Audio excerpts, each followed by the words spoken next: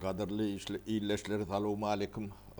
Men şuun bir kıyıskacık bildiriş bilen çıkış etmek mecburiyetinden aldım. YouTube gönü peridaçanı öz üstünden etmen dekodurluğun üstünden başka bir programmaların üstünden etmeli emesine varyantına geçiptir de. Biz ondan arkayın olup şu gönü özünden çıkarttıydık olun yani online emeni açan nokta.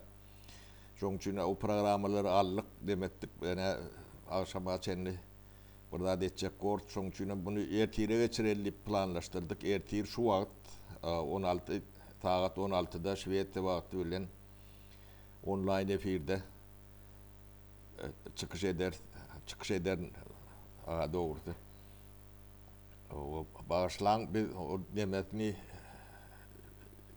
YouTube'un demetni ütgödönni yani bilmeyenler sondan havarda biz önkü nemelerde gön çıkıp bolýatda YouTube'un öýünden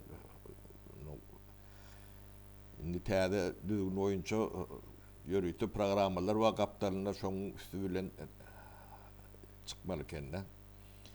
O programmaları hemmejesini installasiýa etdik, onu ýönetide ýetişemiz okda.